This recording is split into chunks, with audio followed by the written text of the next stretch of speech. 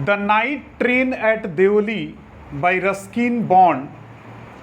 सबसे पहले हम लोग रस्किन बॉन्ड के बारे में जानेंगे। रस्किन बॉन्ड का जन्म 19 मई 1934 कसौली, ये जगह का नाम है, हिमाचल प्रदेश में ये वो जगह है जहां पर उनका जन्म हुआ था 1934 में। और इस किताब के छपने के पहले तक, और इसके पहले भी एक चैप्टर ओल्ड सिलेबस में था, द आइज हैबिट करके, उस समय तक भी इनके डेथ के बारे में नहीं लिखा गया। कहने का मतलब ये है कि डेथ के बारे में अभी भी वी आर नॉट कन्फर्म, है ना, कि वो अभी तक हैं या नहीं, ये कन्फर्म अभी तक नहीं। तो जिंदा भी हो सकते हैं, मुझे आइडिया नहीं है, ठीक है। तो कसौली हिमाचल प्रदेश में इनका जन्म हुआ था। ओके, इनके फादर आब्रे एलेक्जेंडर बॉन्ड जो थे, दरअसल इनकी मदर, जब इनका जन्म हुआ उसके ठीक 4 साल बाद इनकी मदर ने इनके फादर को छोड़ दिया। आप कह सकते हो तलाक हुआ या जो भी हुआ, बट और फिर उन्होंने किसी दूसरे पंजाबी हिंदू से उन्होंने शादी कर लिया, ठीक है ना, पंजाबी से शादी कर लिया। इसीलिए मदर के बारे में हम लोग उतना डिटेल्स में नहीं पढ़ेंगे, ठीक है, समझ रहे हो। और इत्तेफाक से इनके साथ एक और ट्रेजेडी हुआ, वो ये कि फादर जो थे वो मलेरिया से मर गए, उनका डेथ हो गया था जब ये लगभग माने इनके जन्म के 10 साल बाद मलेरिया से इनके फादर का डेथ हो गया था। और इनको अपने ग्रैंडफादर ग्रैंड मदर के साथ अपना समय बिताना पड़ा, मतलब उन्हीं के साथ ये बड़े हुए, ठीक है। हालांकि primary school Mussoorie and Shimla, है ना, वहां पर उन्होंने अपना प्राइमरी स्कूलिंग वगैरह कंप्लीट किए थे। बिशप कॉटन स्कूल इन शिमला, ये शिमला में बिशप कॉटन स्कूल करके है, वहाँ पर उन्होंने अपना प्राइमरी एजुकेशन लिया था। बाद में ग्रेजुएशन करने के लिए भी वो बाहर गए, इंग्लैंड गए, और वहाँ पर वो अपना ग्रेजुएशन वगैरह कंप्लीट किया, आगे का पढ़ाई उन्होंने कंप्लीट किया। और फिर उन्होंने जॉब भी करने का प्रयास किया इंग्लैंड में, लेकिन हिमाचल प्रदेश उनके दिमाग में ऑलवेज, नहीं बोलते हैं कि घूमता रहा, है ना। तो वो इंग्लैंड में रह करके भी वो अपने जगह को इतना मिस कर रहे थे कि अल्टीमेटली वो अपने वहाँ इंग्लैंड को छोड़ करके वापस फिर से अपने हिमाचल प्रदेश में चले आए। और यहाँ आकर के वो दोबारा से अपना जर्नलिज्म तो किए हुए थे, जर्नलिज्म माने जर्नलिस्ट थे भी, तो उन्होंने एडिटर का काम शुरुआत किया था। द स्टेट्समैन, द टेलीग्राफ, इन सब के वो एडिटर हुआ करते थे। कुछ मैगजीन्स जो थे ना, उसके भी वो एडिटर हुआ करते थे। ओके, और इसी बीच में उन्होंने एक किताब लिखा था, जब इंग्लैंड में थे उस समय में उन्होंने एक किताब लिखा था, the room on the roof, जिसके लिए उनको एक अवार्ड भी मिला था, जॉन लेलविन रियाज 1957 में उनको ये अवार्ड, प्राइज माने एक होता है ना सम्मान, ऑनर मिला था, ठीक है, प्राइज और अवार्ड नहीं बोलते हैं, ऑनर मिला था उनको। फिर वो 1963 में आकर के मसूरी में सेटल हो गए। यहाँ जब सेटल हुए तो फिर जैसा कि मैंने बताया वो जर्नलिज्म का है ना, एडिटर वगैरह सब हुए। The Christian monitor, the eyes habit, इस तरीके के बहुत सारे माने शॉर्ट स्टोरी उन्होंने लिखा था। नॉवेल और शॉर्ट स्टोरी राइटर हुआ करते थे ये। साहित्य अकादमी अवार्ड इनको मिला था।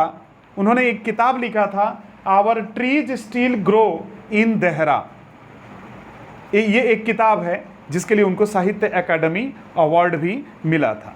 ओके, और पद्मश्री अवार्ड जो भी उनको मिला था फॉर चिल्ड्रंस लिटरेचर के लिए, माने चिल्ड्रंस से बेस्ड करके लिटरेचर उन्होंने लिखा था, उसके लिए उनको पद्मश्री अवार्ड्स में मिला था। और एक और एनडी मेहरा मेमोरियल अवार्ड भी उनको मिला था, जो कि वहाँ का लोकल जो होते हैं वो अवार्ड था, वो इनको मिला था, ऑनर मिला था। तो मोस्ट टाइम जो था वो अपना ग्रैंडफादर ग्रैंडमदर के साथ ही उन्होंने बिताया था। देहरादून आपने सुना होगा, एक्चुअली देहरा भी अलग है, दून भी अलग है, दोनों एक जगह नहीं है, देहरा अलग, दून देहरादून ऐसा करके बोला जाता है। लेकिन देहरा में स्पेशली ये प्लेन एरिया में रहा करते थे, ठीक है ना, इनके पेरेंट्स नहीं, सॉरी, दादाजी। और फिर ये पहाड़ी इलाके में जाकर के यहाँ जो शिमला और मसूरी जो बोल रहे हैं, वहाँ पर वो अपना पढ़ाई लिखाई करने के लिए जाया करते थे। तो जो ये ट्रेन से सफ़र करते थे, ट्रेन से जो सफ़र करते थे, ठीक है ना, देहरा से फिर मसूरी और मसूरी से फिर देहरा, ये जो ट्रेन से वो सफ़र करते थे, तो कभी कभी होता है ट्रेन का जब हम लोग सफ़र करते हैं, लॉन्ग जब जर्नी रहता है हम लोगों का, तो आप लोग देखे होंगे कुछ कुछ यादगार पल हो जाते हैं हम लोगों के जीवन में। आप अगर लंबे सफ़र में कभी गए होंगे तो आप देखे होंगे कुछ कुछ स्टेशन ही यादगार हो जाता है या ना। कोई स्टेशन ऐसा दिखता है, स्टेशन की बात करें, कोई स्टेशन ऐसा दिखता है जो, मतलब मैं भी देखा था, एक दो स्टेशन ऐसे मेरे भी दिमाग में है कि वो पूरा का पूरा स्टेशन जो है ना खाली है। अच्छा, यहां से लेकर के मतलब समझ लो कि डनलप इतना दूर तक या उधर नैहाटी इतना दूर तक कुछ भी दिखाई नहीं दे रहा है, लेकिन वहां स्टेशन है। यह भी बड़े आश्चर्य की बात है, आसपास में कुछ दिखता नहीं है लेकिन वहां स्टेशन दिखता है।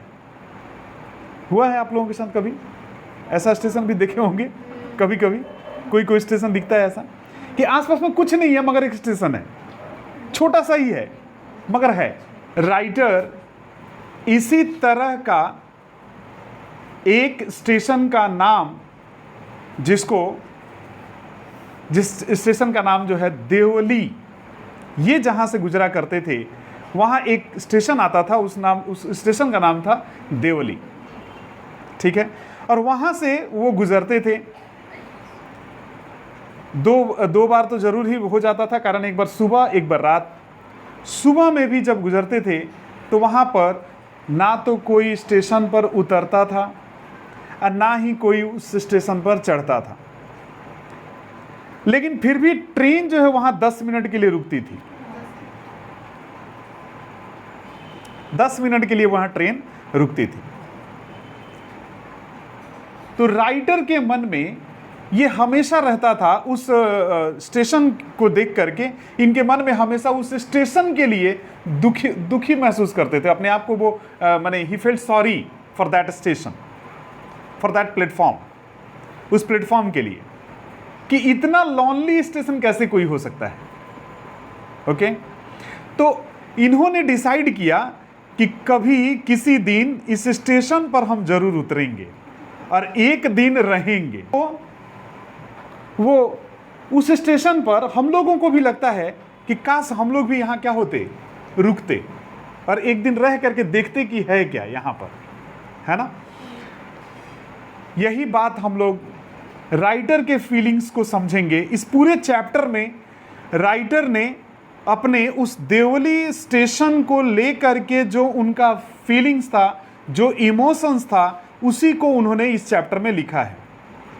और चैप्टर इसलिए भी इंटरेस्टिंग होता है कि वहाँ वो अचानक सुबह में एक दिन एक लड़की को देखते हैं, और क्या देखते हैं कि वो लड़की जो है बास्केट बेचने के लिए आई हुई है, ठीक है ना, बास्केट बेच टोकरी है ना, बेचने के लिए वहाँ पर आई हुई है, ठीक है। तो क्या हुआ आखिर उसके बारे में हम लोग ये चैप्टर में जानेंगे। देखो, When I was at college, जब मैं कॉलेज जाया करता था, मतलब मैं जब कॉलेज का स्टूडेंट हुआ करता था, ठीक है, I used to spend my summer vacation in Dehra. तो मैं अपना समर वेकेशन जो है, गर्मी की छुट्टी कहाँ बिताया करते थे, तो देहरा में। At my grandmother's place, कहाँ पर बिताया करते थे, तो ग्रैंड मदर के घर पर। I would leave the plains early in May, और फिर मैं क्या करता था, मैं उस प्लेन्स को यानी कि मैदानी इलाके को मई के महीने में अर्ली यानी कि पहले ही हम उस मैदानी इलाके को छोड़ देते थे। एंड रिटर्न लेट इन जुलाई, और फिर मैं वापस फिर जुलाई में वापस आता था, ठीक है। Deoli was a small station about 30 miles from Dehra. Deoli जो था ना, देहरा स्टेशन से 30 माइल के दूरी पर था। कितने माइल्स के दूरी पर था बताओ, 30 माइल्स। ये जरा सब अंडरलाइन करते रहोगे। It mark the beginning of the heavy jungles of the Indian Terai.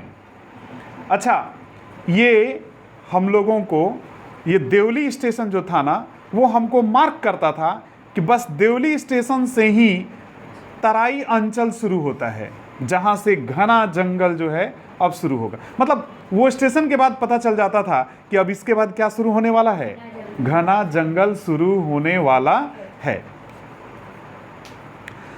The train would reach Deoli at about 5 in the morning. Train कितने बजे पहुंचती थी, 5 बजे सुबह में वहां पहुंचती थी। When the station would be dimly, जब स्टेशन जो था ना वो पूरा डिमली होता था, धुंधला। स्टेशन उस समय सुबह 5 बजे क्या होता था, धुंधला होता है। हम ही लोग गांव में जब स्टेशन गांव में उतरते हैं अपने स्टेशन पर गांव के लिए, तो जहाँ उतरते हैं 3, साढ़े 3, 4 बजे तक ही उतार देता है। हम लोग तो और भी पहले उतर जाते हैं, 4 बजे तक उतर जाते हैं। 4 बजे उतरे तो पूरा का पूरा धुंधला टाइप का रहेगा या अंधेरा टाइप का रहेगा।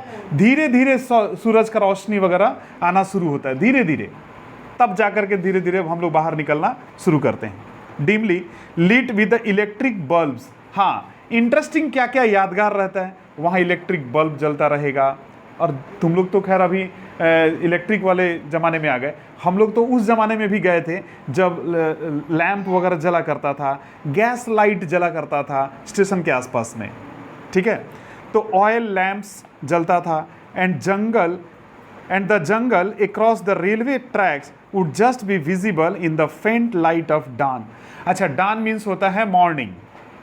डान मीन्स क्या होता है, मॉर्निंग, सुबह का अस्पष्ट। फेंट कहने का मतलब अनक्लियर, फेंट का मतलब क्या हो गया, अनक्लियर, अस्पष्ट सुबह का रोशनी में जो रास्ते जो थे ना, रेलवे ट्रैक जो है ना, दूर तक जंगल की तरफ जाते हुए दिखाई देते थे।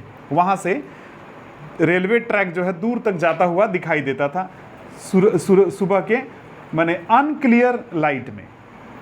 धुंधला टाइप का नहीं हो जाता है, फिर भी दिखता रहता है थोड़ा बहुत, उसी टाइप का। Deoli had only lone platform. Deoli जो था ना, एक सुनसान प्लेटफॉर्म था, सुनसान। An office for the station master, एक ऑफिस था, किसका, स्टेशन मास्टर के लिए। एंड ए वेटिंग रूम, और क्या था, एक वेटिंग रूम था, प्रतीक्षालय हम लोग बोलते हैं ना, आराम गृह है ना, ऐसा दिख। अच्छा, the platform boasted A tea stall. अच्छा, प्लेटफॉर्म के ऊपर ही एक बना हुआ था टी स्टॉल, ठीक है। ए फ्रूट वेंडर, और एक फल वाला भी था वहाँ। And a few stray dogs, और कुछ माने जो कुत्ते होते हैं ना, स्ट्रीट डॉग्स जो होते हैं वो सब। नॉट मच एल्स, इसके अलावा अब कुछ नहीं था उस स्टेशन पर। Because the train stopped there for only 10 minutes, क्योंकि वहाँ ट्रेन कितने देर के लिए रुकती थी? 10 मिनट के लिए। Before rushing on into the forest, माने जंगल में जाने के पहले 10 मिनट के लिए देवली स्टेशन पर ट्रेन जो है ना रुकती जरूर थी। अब सोच लो कि सामने की तरफ जंगल है, सोचो जरा, सुबह 5 बजे ट्रेन जो है ना पहुंची है, और अब इसके बाद जंगल ही स्टार्ट होगा, ठीक है ना। और वो platform, Deoli station, station master, waiting room, एक चाय का दुकान, एक फल का दुकान और कुछ कुत्ते, और कुछ नहीं। समझ में आ रहा है? राइटर कहते हैं why it stopped at Deoli I don't know, ये रुकता ही क्यों था देवली स्टेशन पर? कौन कौन? ट्रेन। आई डोंट नो, मुझे नहीं पता। नथिंग एवर हैपेंड देयर, वहां तो कुछ घटना ही नहीं घटता था, कुछ होता ही नहीं था। Nobody got off the train, ना तो कोई ट्रेन से उतरता था, एंड नोबडी गॉट इन, ना ही कोई अंदर आता था। There were never any coolies on the platform, अच्छा प्लेटफॉर्म के ऊपर कोई कुली भी नहीं थे, माने ऐसा नहीं था कि कोई कुली वगैरह दिखाई दे, कुली भी वहां नहीं थे। But the train would halt there a full 10 minutes, लेकिन ट्रेन वहां पर पूरा 10 मिनट रुकती थी, पूरा। And then a bell would sound, और तभी एक बेल बजता था, बेल है ना, टन टन टन टन टन टन, जब ट्रेन खुलता है तो वहाँ गांव देहात में देखोगे टन टन टन टन अभी भी बजता है, देखोगे, है ना। And the guard would blow his we shall, और गार्ड जो थे ना वो विशल बजाते थे, सीटी बजाते थे। And presently Deoli would be left behind, और फिर देवली पीछे छूट जाता था, एंड फॉरगॉटेन, और हम लोग भूल जाते थे देवली स्टेशन को। धीरे धीरे ट्रेन आगे बढ़ जाती थी। समझ में आ रहा है? I use to wonder what happened in Deoli, मैं हमेशा आश्चर्य करता था कि देवली में आखिर होता क्या है, मतलब क्या है देवली में, उस स्टेशन पर है ही क्या। बिहाइंड द स्टेशन वॉल, वो जो स्टेशन का दीवार है उसके पीछे क्या है। I always felt sorry for that lonely platform, little platform, उस छोटे से प्लेटफॉर्म के लिए मैं हमेशा सॉरी फील करता था, बड़ा उदास रहता था उसके बारे में सोच करके। And for the place that nobody wanted to visit, और उस प्लेटफॉर्म और उस जगह को लेकर के इसलिए मैं उदास रहता था क्योंकि वहाँ कोई उतरता ही नहीं था, कोई रुकता ही नहीं था। इसीलिए I decided that one day I would get off the train at Deoli, तो मैंने सोचा एक दिन हम इस देवली स्टेशन पर उतरेंगे, and spend the day there, और वहाँ पर हम दिन बिताएंगे, मतलब वहाँ पर एक दिन रहेंगे, just to please the town, उस नगर को खुश करने के लिए, मैंने उस जगह को खुश करने के लिए मैं क्या करूँगा, एक दिन उतरूँगा और यहाँ रुकूंगा जरूर। आई वॉज 18, मैं 18 साल का था। विजिटिंग माई ग्रैंड मदर, मैं ग्रैंड मदर के घर विजिट करता था। And at the night train stopped at Deoli, फिर नाइट में फिर वो ट्रेन देवली में जरूर रुकती थी। एक गर्ल, सुनो, एक गर्ल नाइट में जब ट्रेन रुकी ना, तो वहाँ पर मैंने क्या देखा, जब रिटर्न आ रहे थे तो नाइट में जब ट्रेन रुकी तो मैंने देखा एक गर्ल जो थी ना, एक लड़की केम डाउन द प्लेटफॉर्म, वो प्लेटफॉर्म के ऊपर आई हुई थी, सेलिंग बास्केट्स, वो कुछ टोकरी वगैरह बेच रही थी। It was a cold morning, वो जो सुबह हुआ था वो बहुत ही मतलब ठंडा वाला सुबह था। And the girl had a shawl thrown across her shoulders, और उस लड़की ने अपने कंधे पर शॉल रखा हुआ था, नहीं लड़कियां शॉल रखी हुई थी। हर फीट वेयर बेयर, अच्छा उसके पैर नंगे थे, पैर है ना, कुछ चप्पल जूता कुछ नहीं पहनी हुई थी, नंगे पैर थी। And her clothes were old, उसके कपड़े पुराने थे। But she was a young girl, वो एक यंग लड़की थी। वॉकिंग ग्रेसफुली, अब बहुत ही खूबसूरती से चल रही थी, gracefully, beautifully, and with dignity, और बड़े सम्मान के साथ चल रही थी, डिग्निटी के साथ, प्रतिष्ठा के साथ, ठीक है। When she came to my window, तभी वो मेरे खिड़की के पास आई. She stopped, वह रुकी. She saw that I was looking at her intently. अब मैं उसको ना बहुत गौर से देख रहा था, उस लड़की को. But at first she pretended not to notice. पहले तो उसने दिखाया कि वो भी नहीं देख रही है मुझे. उसने मुझे दिखाया, मैंने ऐसे जा रही थी मानो वो मेरे को नहीं देख रही है, लेकिन मैं उसको देख रहा था. She had a pale skin. उसका मैंने स्किन जो था वो पेल कलर, यानी कि मैंने येलो नहीं, गोरा नहीं, येलो कलर में, येलोइश, जैसा हम लोगों का जो होता है. हम लोग गोरे नहीं होते हैं. यू आर नॉट गोरा, ओके. तो हम लोग ये पेल स्किन है हम लोगों का. She had a pale skin, set off by shiny black hair, और उसके बाल जो थे ना बड़े पूरे चमकते हुए ब्लैक थे. एंड डार्क ट्रबल्ड आईज, और उसके आँख जो थे ना एकदम डार्क थे. एंड देन दोज आईज, और उन आँखों को जब मैंने देखा, वो आँखें जो थी ना सर्चिंग एंड इलिक्वेंट मेट माइंड, मैंने खोजते हुए वो मुझे मेरी आँखों को से जा कर के मिला, उसकी आँखें मेरी आँखों से जा कर के मिला. समझे, मतलब दोनों के आँख मिले. ठीक है, फिर आगे क्या हुआ यही हम लोग अगले क्लास में पढ़ेंगे. ठीक है.